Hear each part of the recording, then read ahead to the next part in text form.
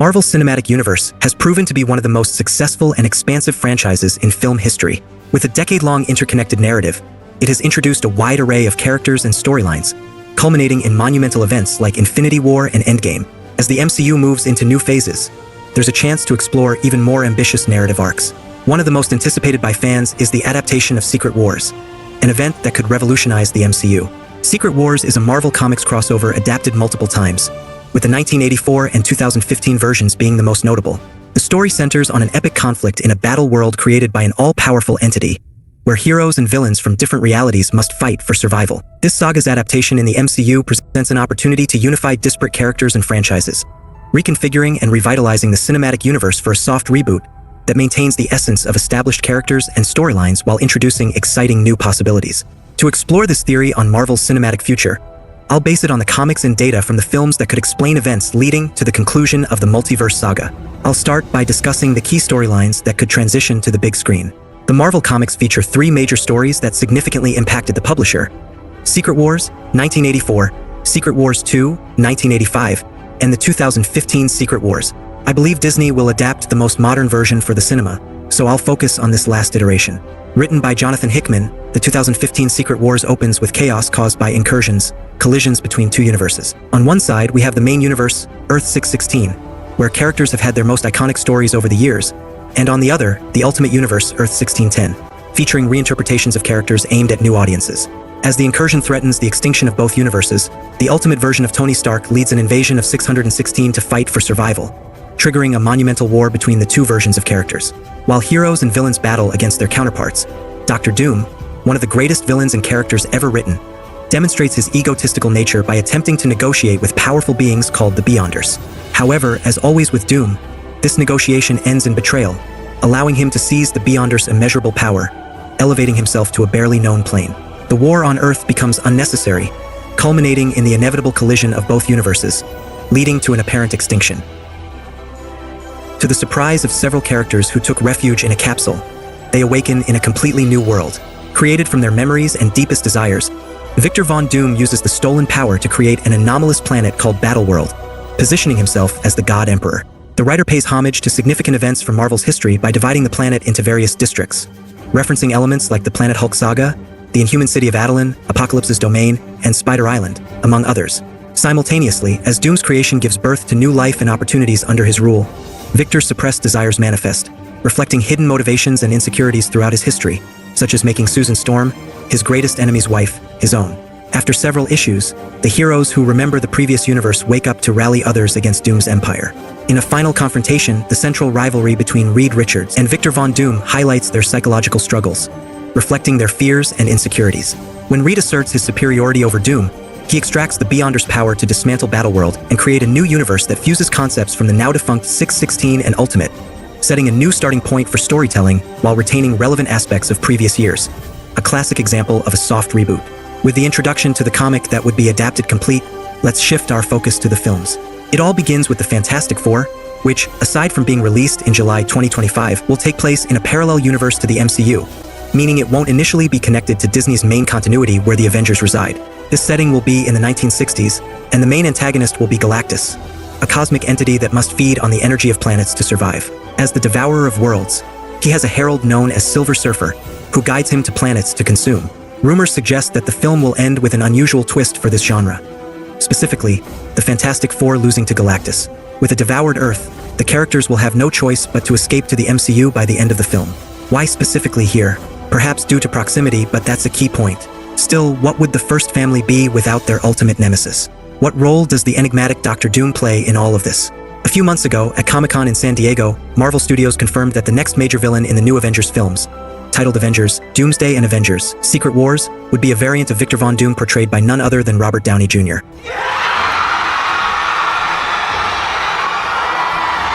This announcement sent social media into a frenzy, with some expressing discontent at seeing the famous Iron Man actor take on a different character, while others celebrated the return of the star from the Infinity Saga. However, considering that this version of the character is a variant, what if Robert Downey Jr.'s Doom comes from this very Earth devoured by Galactus, where the Fantastic Four reside? What if, like the team of heroes, he manages to escape and follows them into the MCU? This is where the concept of incursions, introduced in Doctor Strange in the Multiverse of Madness, could return. It was established that if a character spends too much time in a universe that doesn't belong to them, their original universe would collide with the one they are in. Instead of colliding just two universes, they could depict multiple universes on the verge of doing so. After all, many characters have crossed into and out of the MCU without apparent consequences, like Tobey Maguire's Spider-Man alongside Andrew Garfield's and their respective villains in No Way Home, or Loki in his individual series during his pursuit of Kong, or Deadpool at the start of Deadpool and Wolverine, or Monica Rambeau at the end of the Marvels. These interuniversal leaps could create a multiversal chaos leading to an imminent convergence and collapse, sparking a war among characters from each universe, reminiscent of a superhero and villain battle royale.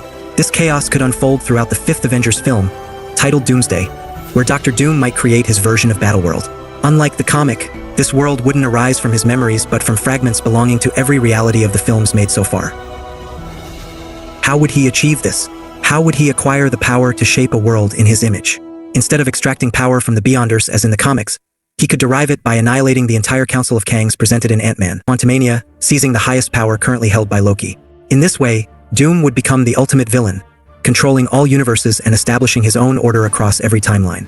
Imagine that Avengers Doomsday concludes with the creation of Battleworld, a new reality that serves as a collage of fragments from various universes, each with its own rules and characters. In this new reality, realms or zones dedicated to different stories and characters would be presented. This way, on one hand, they would avoid introducing a new concept like the Beyonders, and on the other hand, it would provide a resolution for the character of Kong, especially considering the disastrous failure of his introduction in the films and the dismissal of the actor who portrayed him, Jonathan Majors, after being found guilty in a domestic violence trial. Let's remember that Avengers 5 was originally titled Kong Dynasty, placing him as the main villain of these last two films. Therefore, while his replacement by Doom is clearly a last-minute pivot, it would be done in a sleek and beneficial way for the company. If Avengers Doomsday concludes with the creation of Battleworld, this new reality would be a collage of fragments from different universes, each with its own rules and characters. Here, realms or zones dedicated to various stories and characters from over 30 years would be presented. We could have a region ruled by the original X-Men, another by the Avengers, one dedicated to the Guardians of the Galaxy, and so on. Each of these districts would pay homage to the most iconic stories of Marvel, allowing characters from different eras and continuities to coexist, collaborate, or come into conflict. So, if the fifth Avengers movie ends with Robert Downey Jr.'s Doom creating a new idyllic world, it would be similar to the ending of Infinity War in terms of a victory for the villain, while also differing in that it would be a victory in the absence of a defeat, merely fulfilling a dream originating from the antagonist. Now, between the releases of the fifth and sixth movies, there would be a year's difference. A year to see how the conflict resolves, since the first part would premiere in May 2026 and the second in May 2027. Throughout this year, standalone films for the characters could be released to show the consequences of living in this new planet, taking advantage of the fact that everyone coexists in the same world and that multiple variants would meet among them. A Spider-Man 4 with Tobey Maguire as the protagonist would be possible, as would an Amazing Spider-Man 3 developed in the same context as the rumored Wolverine vs. Hulk movie starring Hugh Jackman and Mark Ruffalo, or Sony finally fulfilling its constantly thwarted dream of pitting its Sinister Six against Tom Holland. In this world, anything would be possible. All the protagonists from the past and present could interact throughout this year, all living and coexisting. That said, even though they could release more movies and both Sony and Disney could reap great rewards, they wouldn't use it as an excuse for absolutely every character to appear in each project. In other words, if they make the Wolverine vs. Hulk movie, even though it would star Hugh Jackman as the face of Fox and Mark Ruffalo symbolizing Disney, they wouldn't include the original X-Men or the new Avengers. At least not for now. Because yes, they would eventually have to appear, and I would make them reunite at the end of this saga in the last Avengers movie of 2027. Titled Avengers: Secret Wars. Doom's control over Battleworld would be absolute, dictating his own laws and keeping the characters under his command, but inevitably a resistance would arise. Here, the heroes from different universes would unite, putting aside their differences to face a common enemy. The narrative would center on building extremely unlikely alliances that we never even dreamed of seeing on screen. Bold strategies and epic confrontations, with the goal of overthrowing Dr. Doom and restoring the natural order of the universes.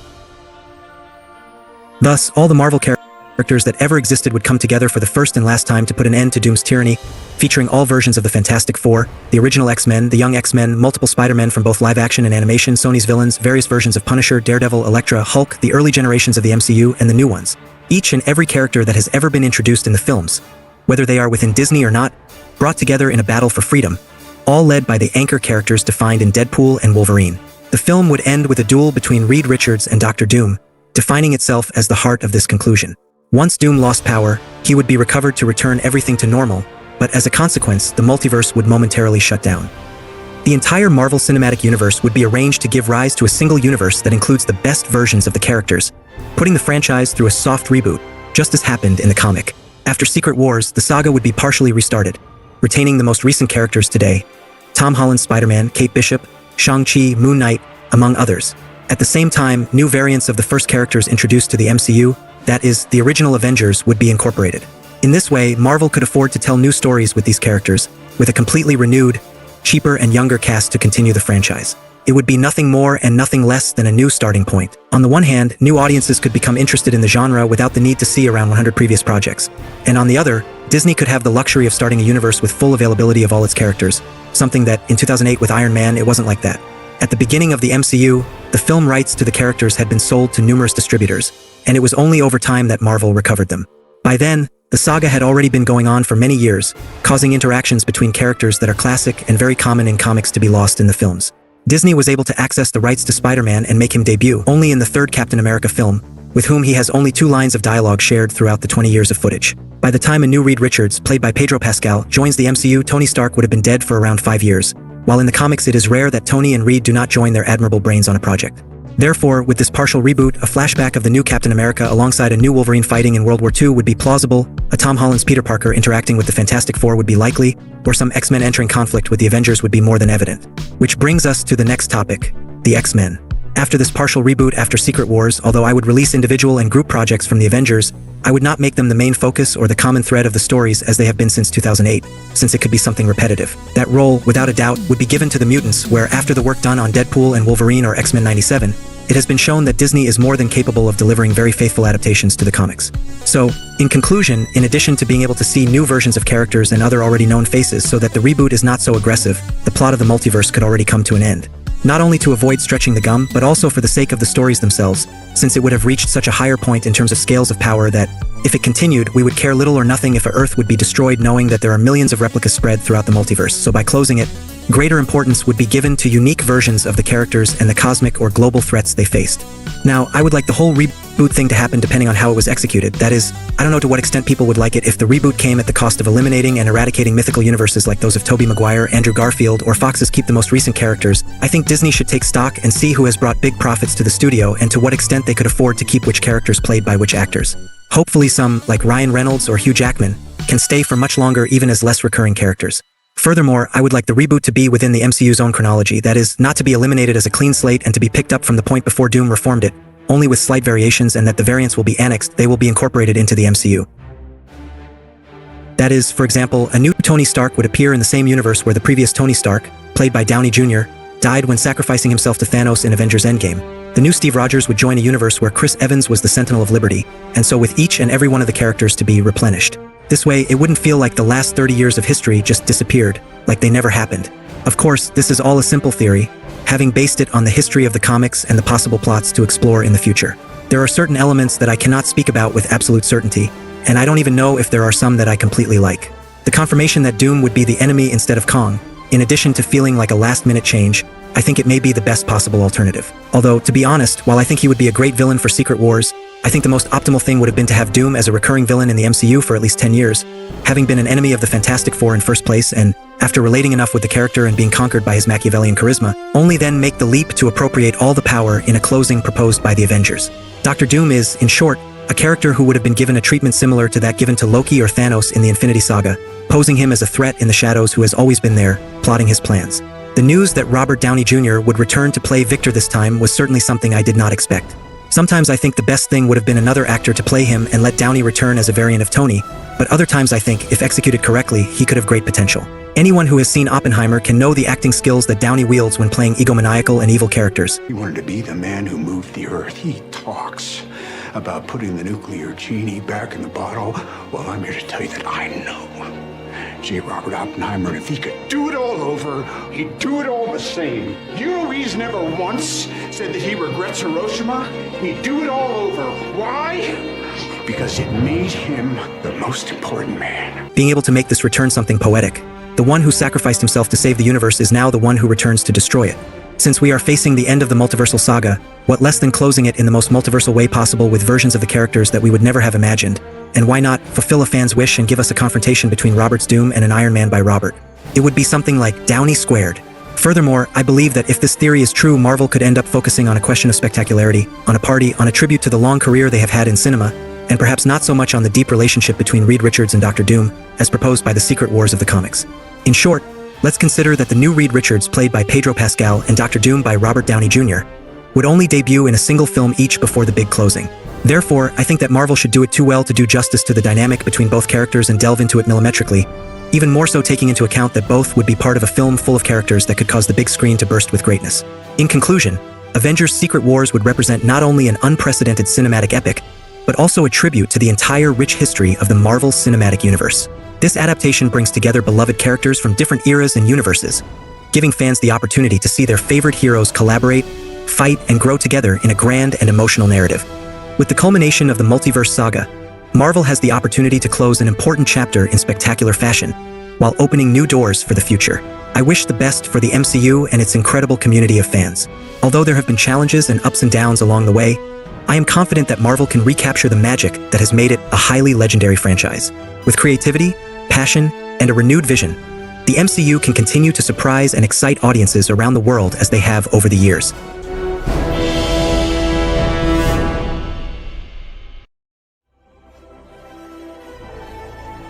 What is this place? We called ourselves the X-Men. X-Men.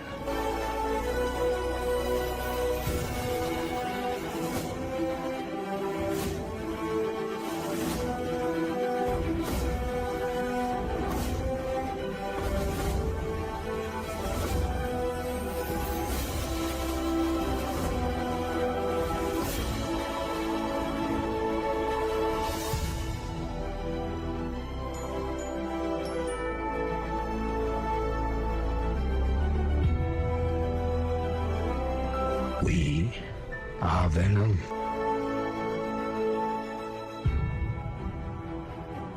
You think you're the only superhero in the world?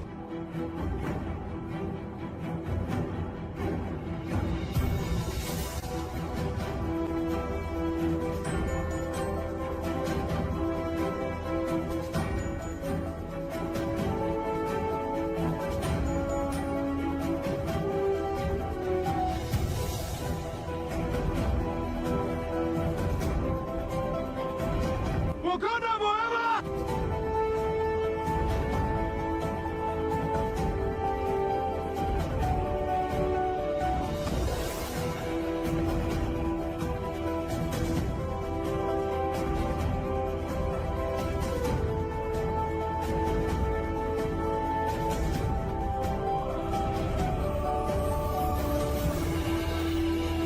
Let's fucking go. Let's fucking go.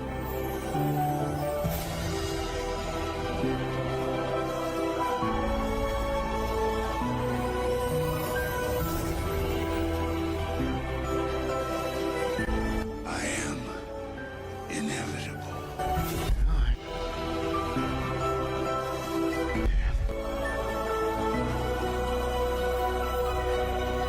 Assemble.